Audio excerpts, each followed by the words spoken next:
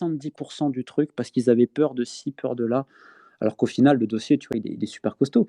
Par exemple, pour le Kenya, juste pour donner un indice, on est remonté avec Pierce Edwards, avec qui j'ai bossé, en 1996. C'est-à-dire que le mec, qui est également en école, travaille dans des lycées à Mombasa, qui est une des plus grandes villes du Kenya. Il travaille à Chimba Hills notamment, où il est entraîneur de basket. Il a été entraîneur de basket de l'équipe donc nationale U18 et il a été au board de la Fédération kenyane de basket. Ça fait plus de 25 ans qu'il a fait ça. Et je vais même te donner une anecdote pour te montrer l'horreur quand même auquel tu es confronté. Il a fait avorter une fille de manière clandestine et il l'a laissée chez quelqu'un. Elle a fait mourir dans l'appart. Donc la personne appelle et le mec arrive. Enfin, quand je te parle d'horreur, on a un niveau. C'est pour ça que des fois, tu vois, c'est pour ça qu'après, j'essaie de décompresser avec le basket et tout, parce que tu deviens taré. Et c'est pour ça que je vais arrêter aussi, parce qu'après, tu deviens vraiment trop fou quand tu es dedans. Donc, tu as toute une stratégie, parce que c'est des gens dangereux. Je veux dire, quand tu en arrives à violer des filles de 13-14 ans, à faire avorter des filles de 15 ans, tuer quelqu'un, ça va pas leur faire peur, tu vois, pour se couvrir. Hein. Donc, il y a ça aussi. Pour le moment, on n'a pas eu de mort, mais on touche du bois. Hein. Je touche du bois, hein, parce que je sais qu'un jour, ça peut arriver. Donc, tu as toute cette prudence-là. Et pour ça, des fois, les gens, ils parlent des vidéos YouTube, les ci, les là. Le problème aussi, il est là, c'est que des fois, je fais des vidéos, mais c'est pour en fait m'amener d'autres personnes et m'amener d'autres dossiers. Donc, je vais dire certaines choses, etc. Après, les gens, ils pensent, parce que des fois, oui, je parle franchement, je donne quelques noms et tout. Je donne pas mal de noms, globalement. Et je suis un peu le seul à le faire, mais c'est pas pour le plaisir du clash et tout, c'est pour contextualiser. Après, c'est un travail d'ensemble. Mais je m'en fous de ce que les gens y pensent, mais j'ai pas à me justifier. J'ai de compte à rendre à personne. J'ai de compte à rendre vis-à-vis des gens qui me connaissent et pour lesquels je fais ces dossiers-là. Le reste, je laisse les gens parler et ils ont raison, ils me connaissent pas. Liberté d'expression, ils disent ce qu'ils veulent.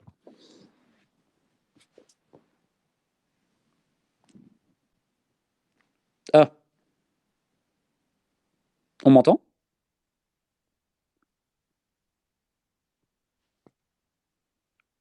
J'ai l'impression que ça déconne.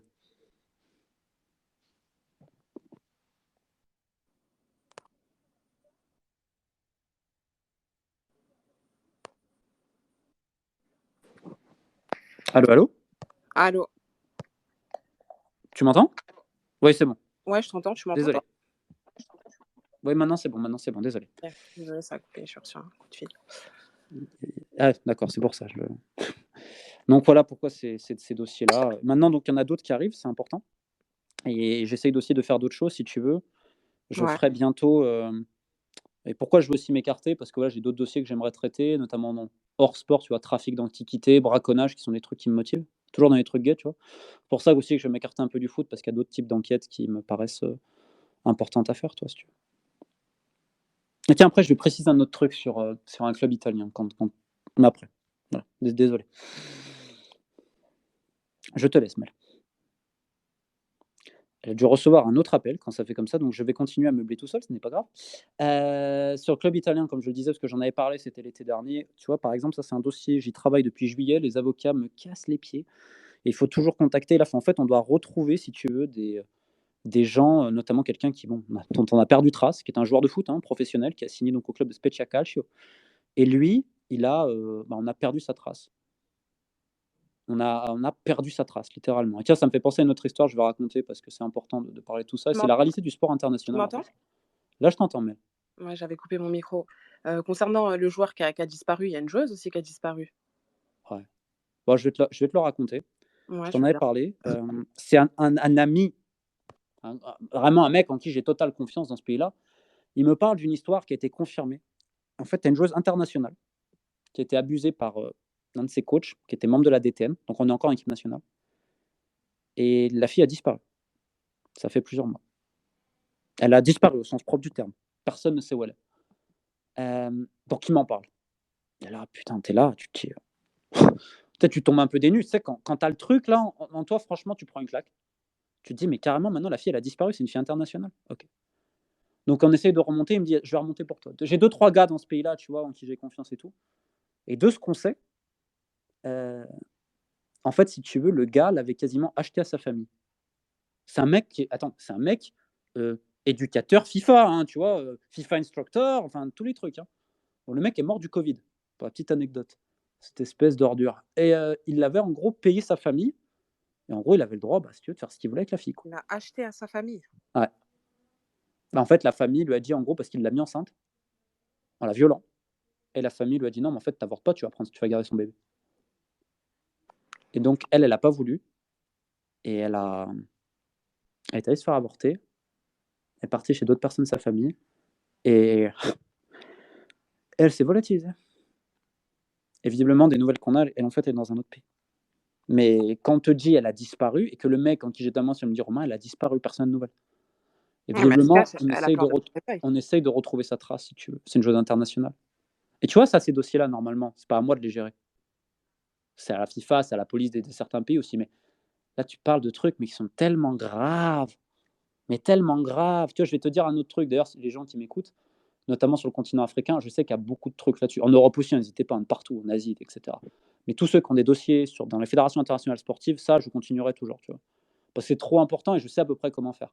Par exemple, en RDC, les gars, ou Cameroun, je sais qu'il y a Guinée aussi. Vous inquiétez pas. RDC, je peux te dire qu'une des principales écoles de foot de Kinshasa, elle est gérée par des pédophiles sur petits garçons qui ont été condamnés, qui sont sortis. Parce que la justice congolaise, j'ai pas besoin de faire une petite leçon, quoi. Donc il y a ça et ça kin, que ça se passe. Et c'est terrible. Et c'est terrible. Terrible. Donc quand tu vois ça, je vais te raconter une autre histoire après, plus tard. Mais bon, je sais que là j'ai raconté beaucoup d'heures. Alors bon, ça c'est mon quotidien, c'est pas toujours très gai. Mais c'est nécessaire. C'est nécessaire. Et c'est pour ça que j'en reviens sur mon centre international. Mais ça, il faudrait le soutien aussi des gouvernements. Et le problème, c'est que les gouvernements, ils n'ont rien à péter. Ils vont te faire les beaux discours, mais quand à un moment donné, il va falloir parler comme il faut. Quand moi, je contacte la justice française pour des trucs, on ne me répond pas, tu vois. Bon, visiblement, on est dans un pays où violer des gamines, ça peut trop inquiéter certaines personnes. Donc c'est un peu triste, tu vois, en tant que Français, j'ai honte quand même. J'ai honte de me dire que la justice malienne, tu vois, elle a fait plus pour la défense de certaines mineures que la France, quoi. En tant que Français, ça fait mal. Tu te dis, putain, mon pays, en fait, on peut tout faire. Il y a d'autres pays qui font, tu vois, au Venezuela, ils font, aux États-Unis, ils font, au Mali, ils font un minimum. Au Tchad, ils ont fait des trucs aussi, tiens, je tiens à le signaler. Dans des pays, tu vois, d'Afrique, d'Asie, mais nous, dans notre pays, dans le sport, c'est compliqué, hein, putain. Compliqué. Hein. Mais au Gabon aussi, il se passe des choses avec les féminines. Où? Au Gabon aussi, il se passe des choses avec les féminines. Il s'est passé des choses, des kidnappings, des séquestrations. Oui. Mais c'est un monde criminel, vous n'avez pas idée. Je ne sais même pas comment le foot, en fait, l'industrie foot, je ne sais pas comment elle est légale. Les dirigeants de Fédé, je vais te raconter une histoire. L'ancien président de la Guinée-Bissau, il a été suspendu 10 ans par la commission éthique pour manque d'éthique. Tu sais ce qu'il a fait? Il a fait le supplice du pneu. Vous pouvez le trouver sur Internet.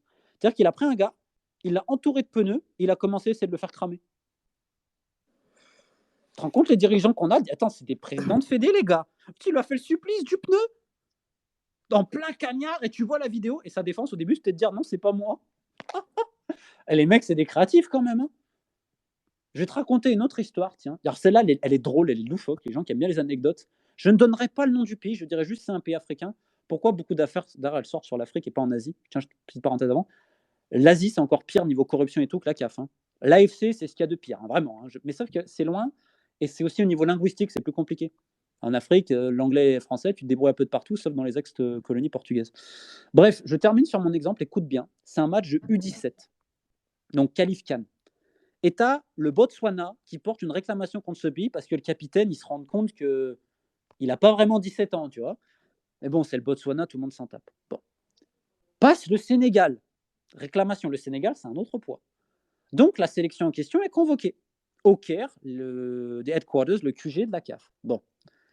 Donc là, les mecs, ils disent on est dans la merde parce qu'ils vont faire le test osseux. Le mec, il avait au minimum 21 ans, tu vois. Et le capitaine et tout. Tu sais ce qu'ils ont sorti? Ils ont sorti que dans ce pays-là, il y avait un peu de guerre civile et tout, tu vois. Il y avait un truc au niveau milice. Et ils ont sorti que le mec est rentré au village et que le mec, en gros, il s'est fait tuer. Donc, il n'y a pas de rendez-vous, tu vois. Ils ont annoncé ça. Sauf que le mec, il n'est pas mort. Et le mec, il a continué à jouer. Ils l'ont pris en moins de 20 et en moins de 23. Et là, il continue sa carrière. Alors qu'officiellement, pour la CAF, il a été tué. Donc, c'est le premier fantôme de l'histoire internationale. Et les mecs, ils sont trop forts quand même. Genre, on est dans la merde. Eh ben, on va dire qu'il y a une guerre civile. Il a participé à la guerre civile et il est mort. Alors, je ne sais pas s'il joue sur la même identité. Ça, c'est la question. Et on essaye de le retrouver parce que je trouve que c'est une histoire exceptionnelle. C'est quand même, tu vois, des fois, il faut rigoler quand même des affaires du foot. Hein. Ouais, des fois, il faut rigoler, mais bon, après, c'est dommage parce que c'est un peu le sport du peuple, quoi. Tout le monde. Ils n'en ont rien à foutre, les mecs. Tout le monde aime le foot. Mais regarde en France. Attends, je vais te donner une anecdote quand même qui est pour te montrer la moralité de la Fédé française de foot. Donc là, il y a eu un PSE, un plan social. Bon. D'ailleurs, il y a une affaire là, ça va au TA et ça va être jugé bientôt sur la forme. Et sur le fond, je crois que ça ira au prud'homme. Enfin bref, j'ai un petit doute à ce niveau-là. Bon, bref, en tout cas, il y a une affaire. Il y a plusieurs ex-employés de la Fédé qui ont attaqué la Fédé française pour plusieurs discriminations et tout. Bon, bref. Tu as la Fédération française qui avait mis dans le PSE quelqu'un qui était enceinte. Bon. Sauf qu'en fait, ils se sont rendus compte que ils ne pouvaient pas vraiment, tu vois, je connais pas assez au niveau administratif, niveau des lois. Donc, ils lui disent non, c'est bon, reviens et tout. Je tairai le nom de la personne, évidemment, et de la personne qui lui a fait ça par respect. Mais je te dirais juste que cette personne a fait une fausse couche et qu'ils en ont profité pour la remettre dans le PSE. J'imagine à quel point on a affaire à des ordures quand même. Je tiens à préciser que la Fédé aujourd'hui est dirigée par des femmes, donc en plus, tu vois, les gens qui vont me dire, je sais pas quoi, voilà. C'est la Fédé française. On m'a proposé de faire un livre dessus, mais j'ai dit je peux pas. C'est tellement des gens d'une bassesse, d'une perversité que je peux pas. Tu vois, ça, cet exemple-là, il te dit tellement de choses, il est tellement révélateur. Mais j'ai quand même une bonne nouvelle pour beaucoup de gens. Je suis en train de travailler depuis plus d'1 an à l'obtention de certaines choses. Et je suis en voie de finalisation et j'espère, et crois-moi, et je te le promets, c'est pas une menace, hein, je menace pas, moi j'ai pas besoin de menacer, je promets. 1, ils s'en sortiront pas, et 2, je suis quasiment au bout. Et je terminerai là-dessus. Je l'ai dit depuis un moment, il y a ça et le gros dossier sur les gars. Quand je fais ça, je te dis pas que je pars à Bora Bora parce que j'ai pas les moyens, mais Donc là, en fait, tu annonces clairement que tu vas te retirer incessamment sous peu une fois que. c'est mon avant-dernier live ce soir. Il y aura un live après que la Fédé française elle est sautée. D'accord, donc tu annonces que la Fédé française va sauter en fait. Oui. Très bien. On verra ça dans quelques Non, mois. non, c'est pas on verra, c'est sûr. Je sais ce que j'ai. Là. J'ai attendu parce que là, j'aurais pu publier des trucs depuis 6 mois, 7 mois. Je ne l'ai pas fait parce qu'il manquait une pièce. Une pièce. Cette pièce-là, c'est. Et je sais qu'ils m'écoutent, les gars. Et ils peuvent m'écouter, ils peuvent tout fouiller. J'en ai rien à foutre. Et c'est même pas moi. Et en plus, je vais leur dire, il peut le faire parce que c'est même pas moi qui vais le sortir. Ça viendra même pas de moi, ce qu'ils vont se prendre. Et là, ils vont payer pour tous les crimes qu'ils ont couverts. Et là, à ce moment-là, moi, je me retire parce que ça va même pas venir de moi. Ça ne viendra même pas de moi. Par contre, juste, je lance un message. Si des gens sont au courant de ce qui s'est passé au niveau du médical